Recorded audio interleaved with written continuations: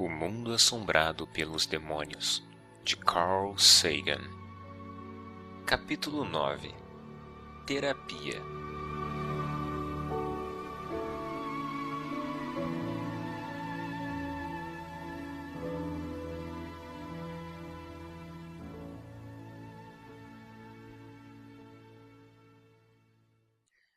É um erro capital teorizar antes de ter os dados.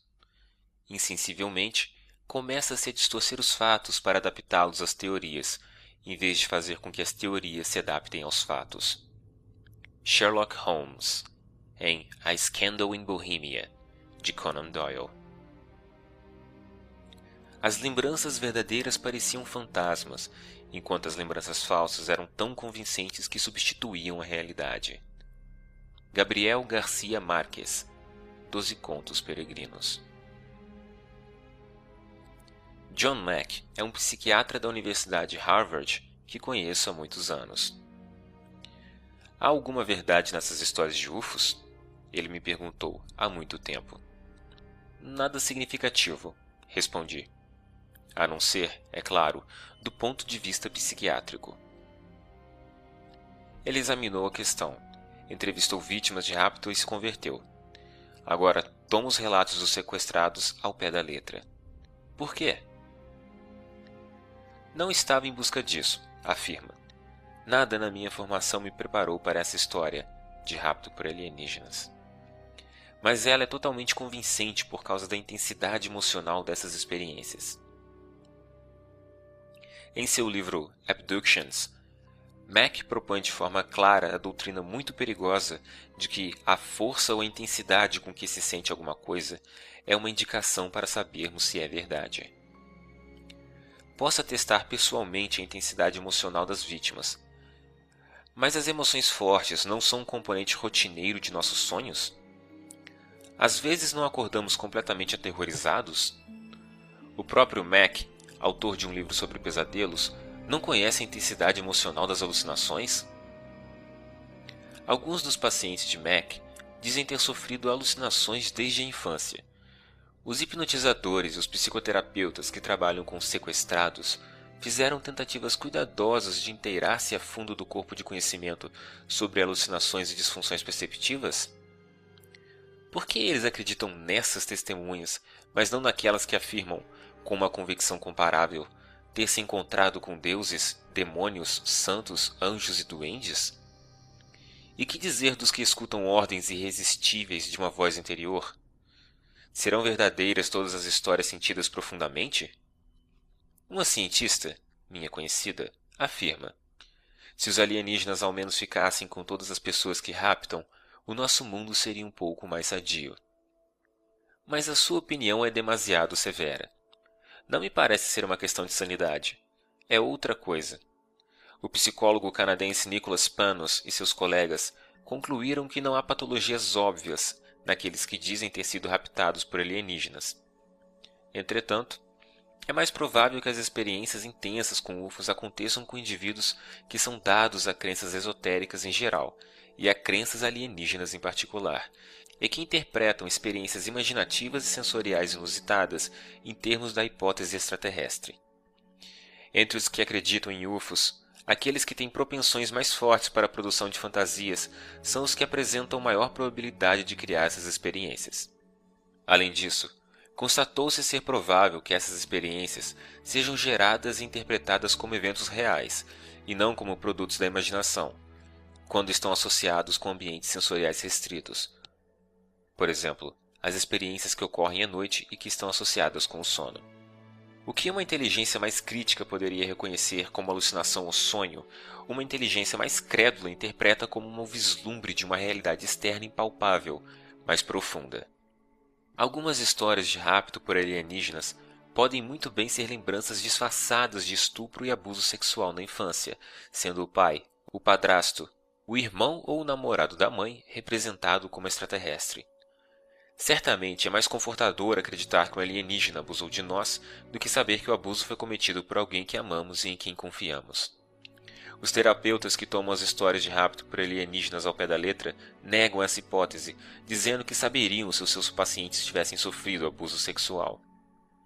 Algumas estimativas de pesquisas de opinião chegam a indicar que 1 em 4 norte-americanas e 1 em 6 norte-americanos sofreram abuso sexual na infância, embora esses dados sejam provavelmente demasiado elevados. Seria espantoso que um número significativo dos pacientes que procuraram terapeutas especializados nesses sequestros não tivesse sofrido esse tipo de abuso, talvez até em proporção maior do que na população em geral. Tanto os terapeutas de abuso sexual como os terapeutas de rapto por alienígenas passam meses, às vezes anos, encorajando seus pacientes a se lembrar de abusos. Seus métodos são semelhantes e os objetivos de certo modo iguais: recuperar lembranças dolorosas, frequentemente de muito tempo atrás. Nos dois casos, o terapeuta acredita que o paciente esteja sofrendo com um trauma resultante de um acontecimento tão terrível que tem de ser reprimido. Acho extraordinário que os terapeutas de rapto por alienígenas encontrem tão poucos casos de abuso sexual e vice-versa. Por razões muito compreensíveis, aqueles que de fato sofreram abuso sexual na infância ou cometeram incesto são sensíveis a qualquer coisa que pareça minimizar ou negar a sua experiência. Estão com raiva e têm todo o direito de estar. Nos Estados Unidos, pelo menos 1 em 10 mulheres foi estuprada, quase 2/3 antes dos 18 anos. E essa é a categoria de estupro menos provável de ser notificada. 1/5 parte dessas meninas foi estuprada pelos pais. Foram traídas. Quero ser bastante claro sobre esse ponto. Há muitos casos reais de ataques sexuais cometidos pelos pais ou por aqueles que desempenham o papel de pais. Evidências físicas convincentes, fotos, por exemplo, diários, gonorreia ou clamídia na criança, têm vindo à luz em alguns casos. O abuso sexual de crianças tem sido apresentado como uma provável causa significativa de problemas sociais. Segundo um dos levantamentos, 85% de todos os presidiários violentos sofreram abuso na infância. 2/3 de todas as mães adolescentes foram estupradas ou sofreram abuso sexual na infância ou na adolescência. As vítimas de estupro são 10 vezes mais propensas a ter vício da bebida ou das drogas do que as outras mulheres. O problema é real e grave. Entretanto, a maioria desses casos trágicos e incontestáveis de abuso sexual na infância é continuamente lembrada na idade adulta. Não há lembranças ocultas a serem recuperadas. Embora sejam mais notificados hoje em dia do que no passado, parece realmente haver um aumento significativo nos casos de abuso infantil registrado a cada ano pelos hospitais e pelos agentes de lei, chegando nos Estados Unidos a 10 vezes mais, 1,7 milhão de casos, no período entre 1967 e 1985. O álcool e as outras drogas, bem como os problemas econômicos, são apontados como as razões para os adultos serem atualmente mais propensos a abusar das crianças do que no passado. Talvez a crescente publicidade dada a casos contemporâneos de abuso infantil estimule os adultos a lembrar e focalizar o abuso que sofreram no passado. Há um século, Sigmund Freud introduziu o conceito de repressão, o fato de esquecermos certos acontecimentos para evitar a intensa dor psíquica, como um mecanismo de luta essencial para a saúde mental. Parecia se manifestar especialmente em pacientes com diagnóstico de histeria, cujos sintomas incluíam alucinações e paralisia. A princípio, Freud acreditava que por trás de cada caso de histeria havia uma lembrança reprimida de abuso sexual na infância, mas acabou mudando a sua explicação para afirmar que a história é causada por fantasias, nem todas desagradáveis, de ter sofrido abuso sexual quando criança. O peso da culpa foi transferido do pai ou da mãe para a criança. Um debate semelhante se alastra hoje em dia. A razão para Freud ter mudado de ideia ainda está em discussão. As explicações vão desde ele ter provocado escândalo entre seus colegas vienenses do sexo masculino de meia idade, até ter levado a sério as histórias dos histéricos. São muito questionáveis os casos em que a lembrança vem à tona de repente, especialmente com a ajuda de um psicoterapeuta ou hipnotizador, e em que as primeiras recordações têm uma qualidade fantasmagórica ou onírica.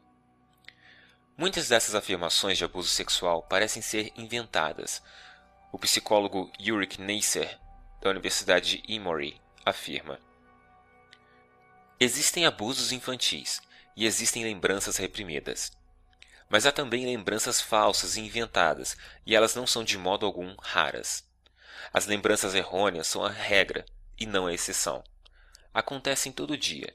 Ocorrem até em casos em que o sujeito está absolutamente confiante, mesmo quando a lembrança é aparentemente uma luminosidade inesquecível, uma dessas fotografias metafóricas mentais.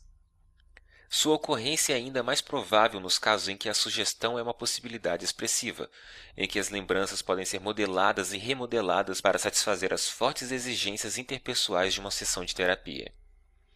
Enquanto a lembrança foi reconfigurada dessa maneira, é muito difícil mudar. Esses princípios gerais não nos ajudam a determinar com certeza onde está a verdade em cada caso ou afirmação individual. Mas, em média, num grande número dessas afirmações, é bem evidente no que devemos apostar. As lembranças errôneas e a reelaboração retrospectiva fazem parte da natureza humana, estão associados ao nosso território e sempre acontecem. Os sobreviventes dos campos de extermínio nazistas fornecem a demonstração mais clara possível de que até os abusos mais monstruosos podem ser continuamente mantidos na memória humana. Na verdade, o problema de muitos sobreviventes do Holocausto tem sido criar uma distância emocional entre si mesmos e os campos de extermínio. Esquecer. Mas se, em algum outro mundo de maldade indizível, fossem obrigados a viver na Alemanha nazista, vamos dizer, numa próspera nação pós-Hitler com a sua ideologia intacta, exceto que teria mudado de ideia sobre o antissemitismo, imagine-se o ônus psicológico para eles. Nesse caso, talvez fossem capazes de esquecer, porque recordar tornaria insuportáveis as suas vidas no presente.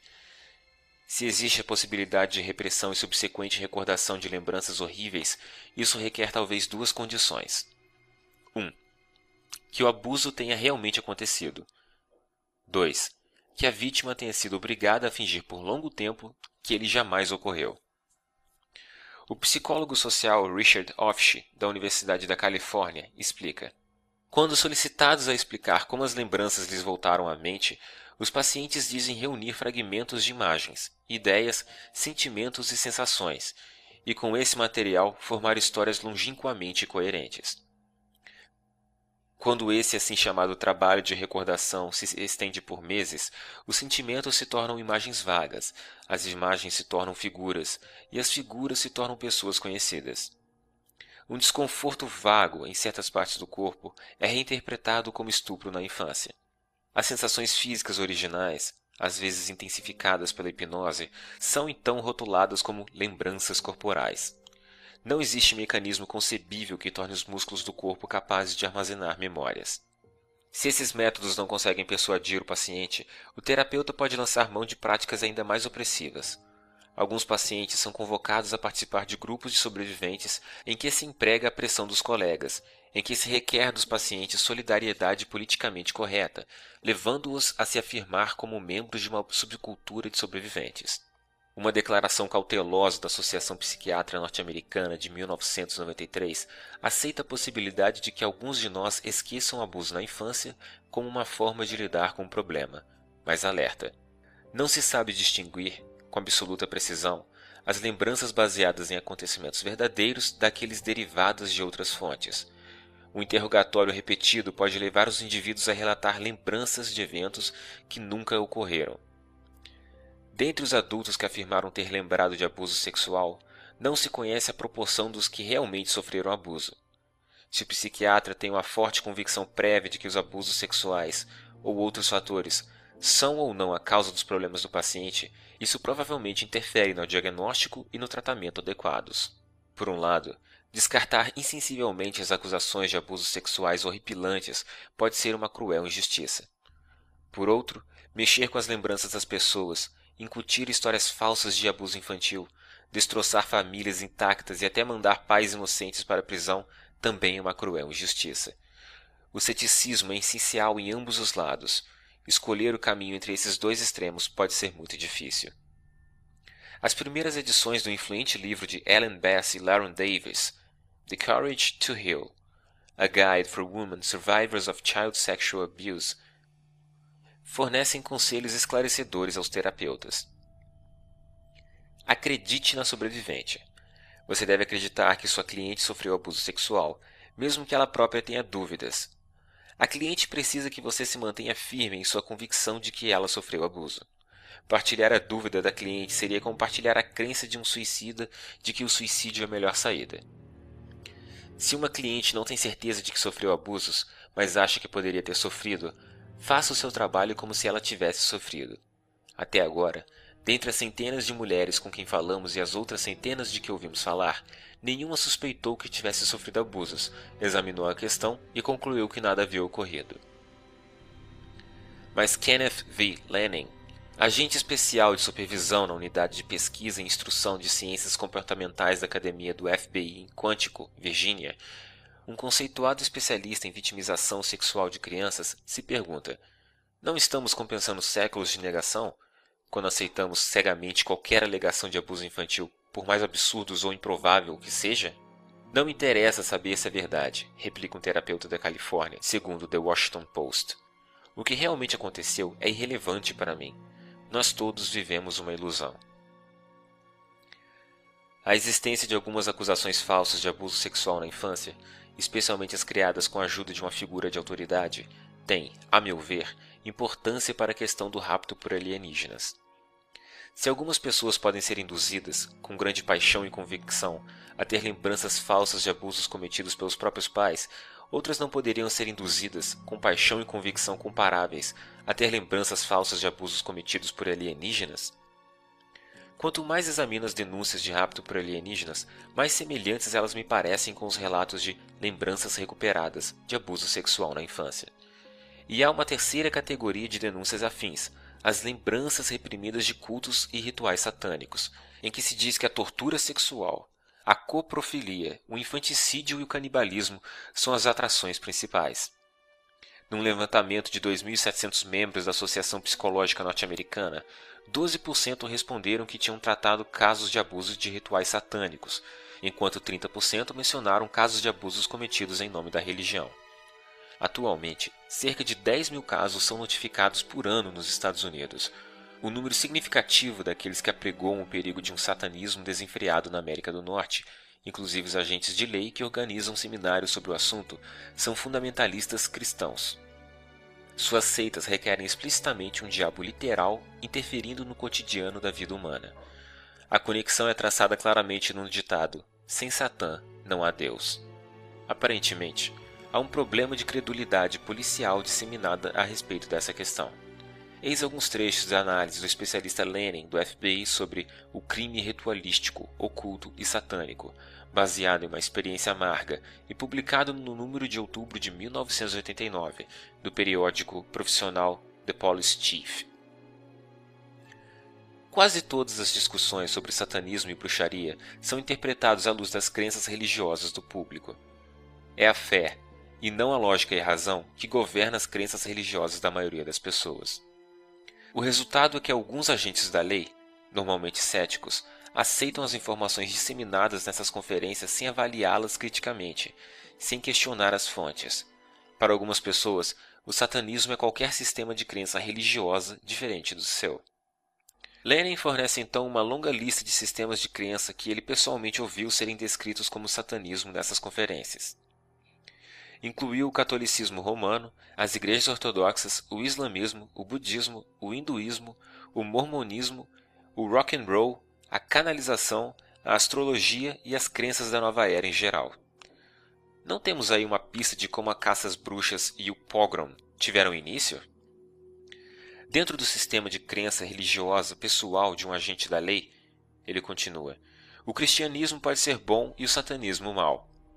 Segundo a Constituição, entretanto, os dois são neutros. Esse é um conceito importante, mas de difícil aceitação para muitos agentes da lei. Eles não são pagos para defender os 10 mandamentos, mas o Código Penal. O fato é que o número de crimes e abusos infantis cometidos por fanáticos em nome de Deus, Jesus e Maomé é muito maior do que os cometidos em nome de Satã. Muitas pessoas não gostam dessa afirmação, mas poucas conseguem questioná-la. Muitos do que alegam abusos satânicos descrevem rituais orgiásticos grotescos em que bebês são assassinados e devorados.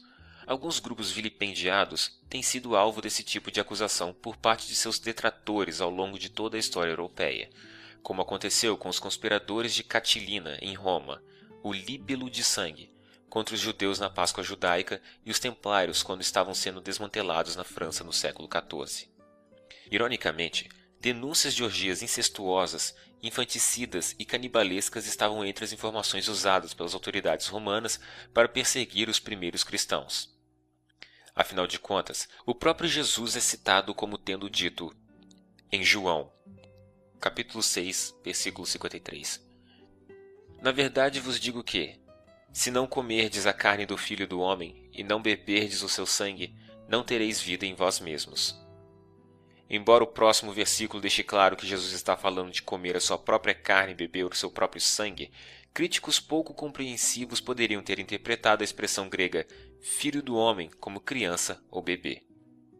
Tertuliano e outros padres primitivos da igreja se defendiam contra essas acusações grotescas da melhor maneira possível. Hoje em dia, explica-se a inexistência, nos arquivos da polícia, do registro de números correspondentes de bebês e criancinhas desaparecidos através da ideia de que em todo o mundo bebezinhos estão sendo criados para esse fim. O que certamente lembra as declarações das vítimas de rapto de que os experimentos reprodutivos alienígenas/humanos são generalizados. Lembrando também o paradigma de rapto por alienígena, disse que o abuso do culto satânico passa-se de geração a geração em certas famílias. Ao que me é dado saber, como no paradigma de rapto por alienígenas, jamais foi apresentada uma evidência física perante um tribunal de justiça para fundamentar tais declarações. Sua força emocional é, porém, evidente. A simples possibilidade de que essas coisas estejam se passando nos desperta, a nós, mamíferos, para a ação. Quando damos crédito aos rituais satânicos, também elevamos o status social daqueles que nos avisaram do suposto perigo. Considerem-se estes 5 casos. Primeiro, Mira Obase, uma professora de Louisiana, estava possuída por demônios. Era o que ela e suas irmãs passaram a acreditar depois de uma consulta a um praticante de voodoo. Por isso, partiram rumo a Dallas, abandonaram os 5 filhos e as irmãs então arrancaram os olhos da senhorita Obase. No julgamento, ela defendeu as irmãs. Estavam tentando ajudá-la, disse. Mas o voodoo não é culto ao diabo. É um cruzamento entre o catolicismo e a religião nativista africano-haitiana. Segundo, os pais matam a filha de pancadas porque ela não queria abraçar a sua forma de cristianismo. Terceiro, um molestador de crianças justifica seus atos lendo a Bíblia para suas vítimas. Quarto, o globo ocular de um menino de 14 anos é arrancado de sua cabeça numa cerimônia de exorcismo. Seu agressor não é satanista, mas um ministro fundamentalista protestante envolvido em pesquisas religiosas. Quinto, uma mulher acha que seu filho de 12 anos está possuído pelo diabo. Depois de uma relação incestuosa com o menino, ela o decapita. Mas não há conteúdo de ritual satânico na possessão. O segundo e o terceiro caso pertencem aos arquivos do FBI. Os 2 últimos provêm de um estudo de 1994, realizado pela doutora Gail Goodman, psicóloga da Universidade da Califórnia, em Davis, e seus colegas para o Centro Nacional de Abuso e Abandono Infantil. Eles examinaram mais de 12.000 denúncias de abuso sexual envolvendo cultos de rituais satânicos e não conseguiram encontrar um único que resistisse a um exame criterioso. Os terapeutas relatavam abusos nesses casos, baseando-se apenas nas revelações do paciente via hipnoterapia, por exemplo, ou no medo de símbolos satânicos. Em certos casos, o diagnóstico foi feito com base no comportamento comum a muitas crianças. Somente em alguns deles é que se mencionou evidência física, em geral, cicatrizes.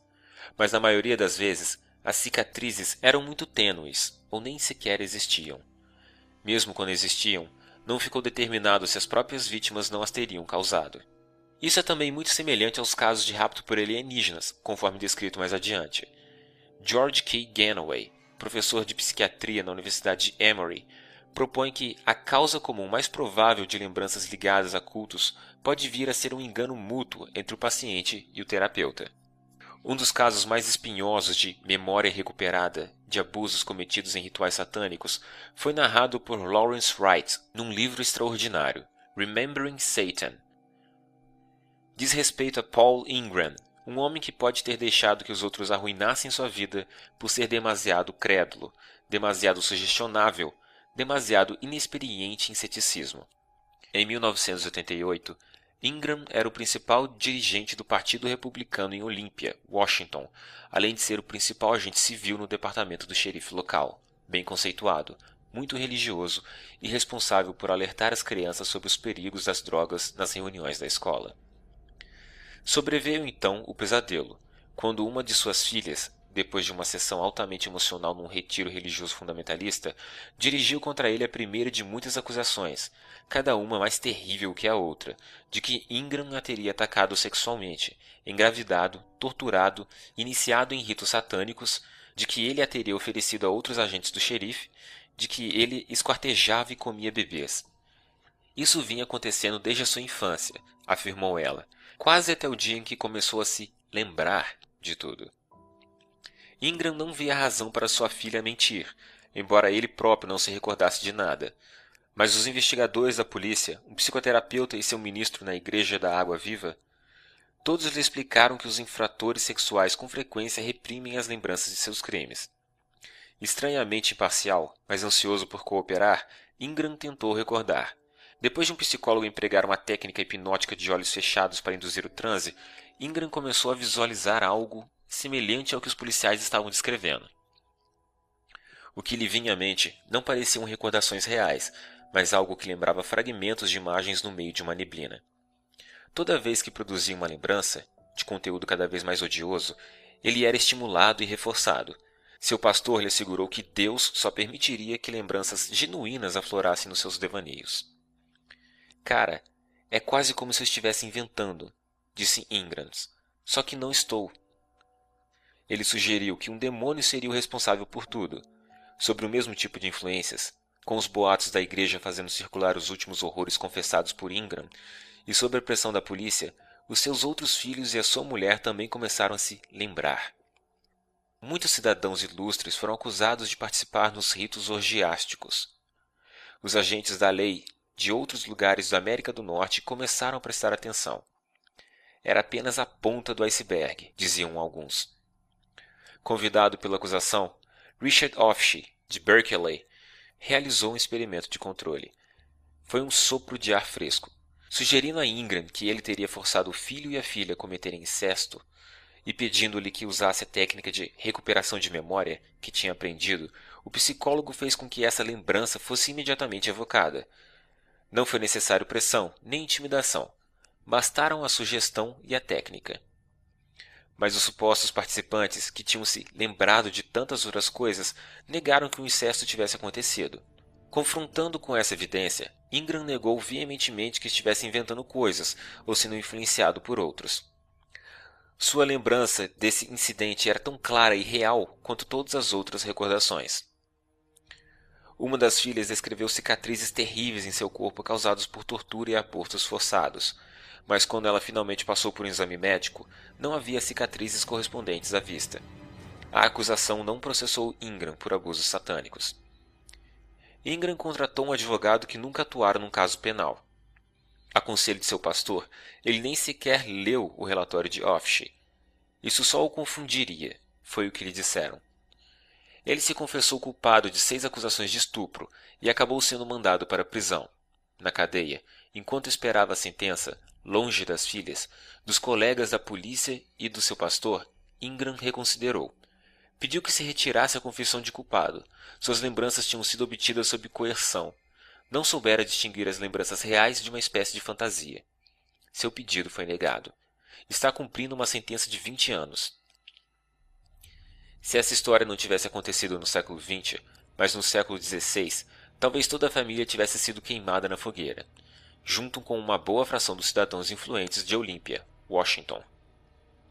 A existência de um relatório bastante cético do FBI sobre o tema geral de abusos satânicos, Kenneth V. Lanning, Guia do Investigador para Alegações de Abuso Infantil em Rituais, janeiro de 1992, é amplamente ignorada por aqueles que acreditam. Da mesma forma, um estudo de 1994, realizado pelo Departamento Britânico de Saúde sobre as denúncias de abusos satânicos, conclui-se que, dos 84 supostos casos, nenhum único resistiu ao exame. Qual é então a causa de todo esse furor? O estudo explica. A campanha cristã evangélica contra os novos movimentos religiosos tem sido uma influência poderosa que estimula a identificação do abuso satânico.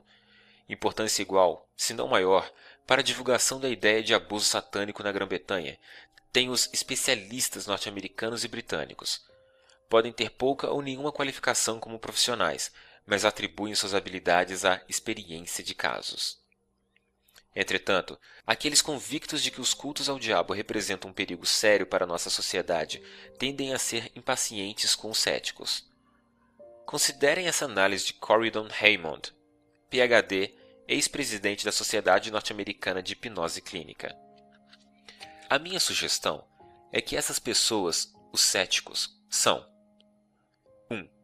Ingênuas e têm experiência clínica limitada, ou 2. Têm o mesmo tipo de noções ingênuas que as pessoas possuem sobre o Holocausto, ou são esses racionalizadores e céticos que duvidam de tudo, ou 3. São eles próprios adeptos de cultos, e posso assegurar que há pessoas que estão nessa posição.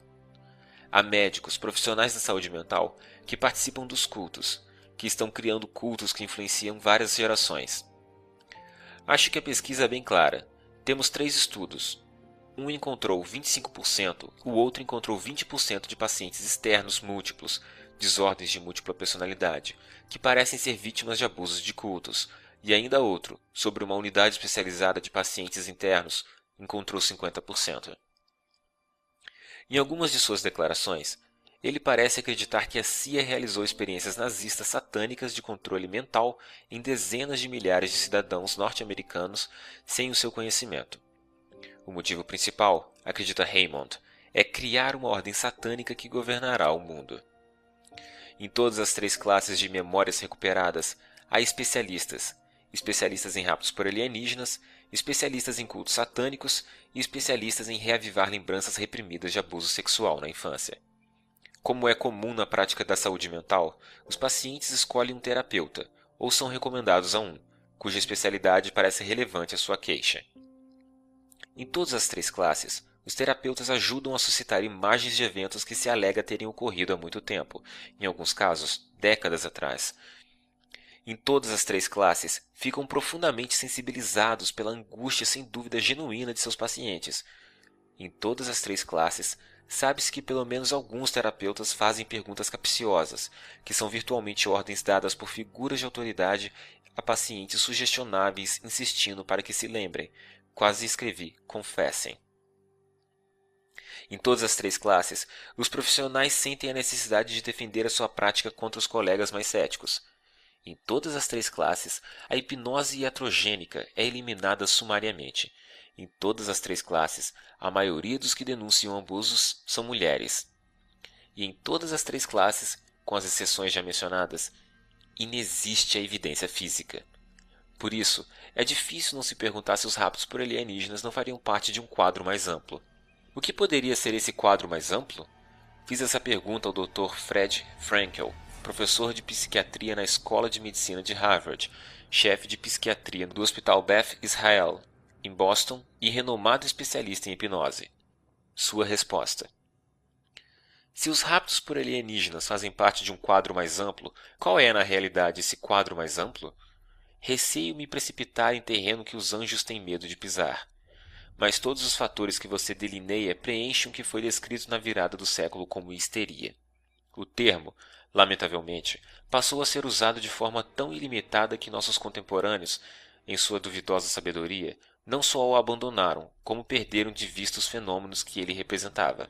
Altos níveis de sugestionabilidade, capacidade imaginativa, sensibilidade a dicas e expectativas e o elemento de contágio. Um grande número de clínicos praticantes parece reconhecer muito pouco de tudo isso.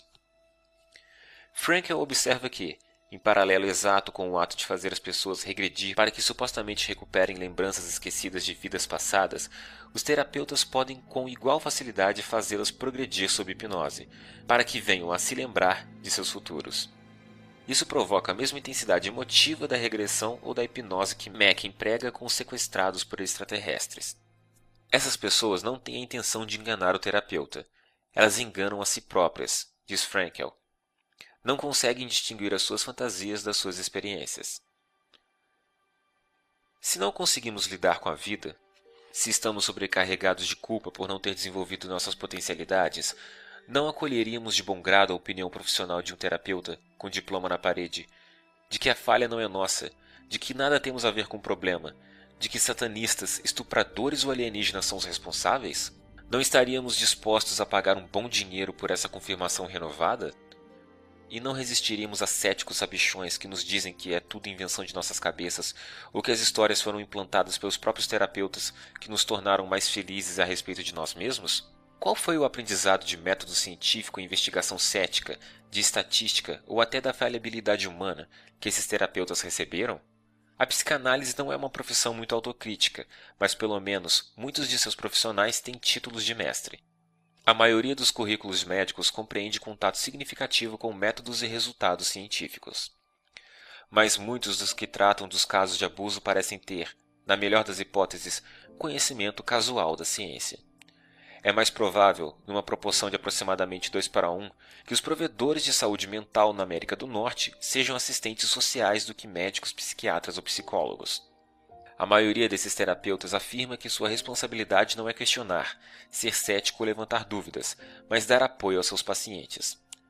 O que quer que seja apresentado, por mais bizarro que pareça, é aceito. Às vezes, as sugestões dadas pelos terapeutas não são absolutamente sutis. Eis um relatório que não é atípico, tirado do boletim da Fundação da Síndrome da Falsa Memória. Meu ex-terapeuta declarou que ainda acredita que minha mãe é satanista e que meu pai me molestou. Foi o sistema de crenças enganoso de meu terapeuta, junto com as técnicas que envolvem sugestão e persuasão, que me levou a acreditar que as mentiras eram lembranças. Quando duvidei da realidade das lembranças, ele insistiu que eram verdadeiras. Não apenas insistiu que eram verdadeiras, ele me informou que, se eu quisesse melhorar, deveria não só aceitá-las como reais, mas também me lembrar de todas elas. Num caso ocorrido em 1991, no condado de Allegheny, Pensilvânia, uma adolescente, Nicole Altaus, estimulada por um professor e um assistente social, acusou o pai de tê-la violentado, o que resultou na prisão do pai. Nicole também relatou ter dado à luz 3 filhos que os parentes haviam matado, ter sido estuprada num restaurante cheio de gente e que sua avó voava pelos arredores montado numa vassoura.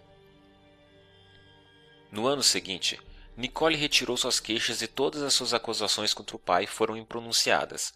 Nicole e seus pais instauraram uma ação civil contra o terapeuta e a clínica psiquiátrica aos quais Nicole foram encaminhada pouco depois de começar a fazer suas acusações. O júri chegou à conclusão de que o médico e a clínica haviam sido negligentes e concedeu quase $250.000 a Nicole e a seus pais. O número de casos desse tipo tem aumentado cada vez mais. A competição por pacientes e o óbvio interesse financeiro dos terapeutas em terapias prolongadas não diminuíram a probabilidade de contrariarem os pacientes, manifestando um pouco de ceticismo a respeito de suas histórias? Até que ponto eles têm consciência do dilema de um paciente ingênuo que entra no consultório de um profissional e ouve que a sua insônia ou obesidade é causada, em ordem crescente de estranheza, por abusos dos pais, rituais satânicos ou rapto por alienígenas totalmente esquecidos? Embora haja restrições éticas e de outra natureza, é preciso que haja uma espécie de experimento de controle, talvez o mesmo paciente enviado a especialistas em todos os 3 campos. Algum deles diz: não, o seu problema não é causado por abuso infantil esquecido, ou ritual satânico esquecido, ou rapto por alienígena esquecido, conforme for apropriado? Quantos deles dizem: haverá uma explicação muito mais prosaica? Em vez disso, Mac chega ao ponto de dizer a um de seus pacientes, num tom de admiração que infunde segurança, que está seguindo a trilha de um herói, um grupo de sequestrados, cada um com a sua experiência isolada, mas semelhante, escreve: vários de nós tinham finalmente reunido bastante coragem para apresentar nossas experiências a conselheiros profissionais, mas só para vê-los evitar nervosamente o assunto, erguer uma sobrancelha em silêncio ou interpretar o ocorrido como sonho ou alucinação consciente, assegurando-nos que essas coisas acontecem às pessoas, mas não se preocupe, a sua saúde mental é basicamente boa. Ótimo, não somos loucos, mas se levamos nossas experiências a sério, podemos ficar loucos. Com enorme alívio, Eles encontraram um terapeuta compreensivo que não só aceitou as histórias ao pé da letra, como sabia muitas outras histórias de corpos alienígenas e acobertamento de UFOs em altos níveis do governo. Um típico terapeuta de UFO encontra pacientes de 3 maneiras. Eles lhe escrevem cartas, enviadas ao endereço fornecido na lombada de seus livros. Eles lhes são recomendados por outros terapeutas, principalmente por aqueles que também são especialistas em raptos por alienígenas. Ou eles o procuram depois de uma palestra. Eu me pergunto se algum paciente bate a sua porta ignorando totalmente os relatos populares de sequestro e os métodos e opiniões do terapeuta. Antes de trocar qualquer palavra, eles já sabem muita coisa um do outro. Outro terapeuta ilustre dá a seus pacientes os seus próprios artigos sobre os raptos por alienígenas, para ajudá-los a se lembrar de suas experiências. E fica satisfeito quando o que eles finalmente recordam sob hipnose é semelhante ao que está escrito nos artigos dele. A semelhança dos casos é uma das principais razões para ele acreditar que os raptos realmente ocorreram. Um importante especialista em UFO comenta: quando o hipnotizador não tem um conhecimento adequado do assunto, do rapto por alienígenas, a verdadeira natureza do sequestro talvez nunca seja revelada. Não é possível discernir nessa observação o quanto o paciente pode ser guiado sem que o terapeuta tenha consciência de estar guiando? Às vezes, ao adormecer, temos a sensação de estar caindo de uma altura e nossos membros se movem por si. O reflexo do sobressalto, assim é chamado. Talvez seja um resíduo dos tempos em que nossos antepassados dormiam nas árvores. Mas por que deveríamos imaginar que nossa capacidade de recordar uma palavra maravilhosa é melhor do que a de saber quando estamos de fato com os pés no chão? Por que deveríamos supor que, do imenso tesouro de memórias armazenadas em nossas cabeças, nenhuma poderia ter sido implantada depois do acontecimento, pela maneira como uma pergunta é formulada quando nos encontramos no estado de espírito sugestionável, pelo prazer de contar ou escutar uma boa história, pela confusão com alguma coisa que certa vez lemos ou ouvimos por acaso?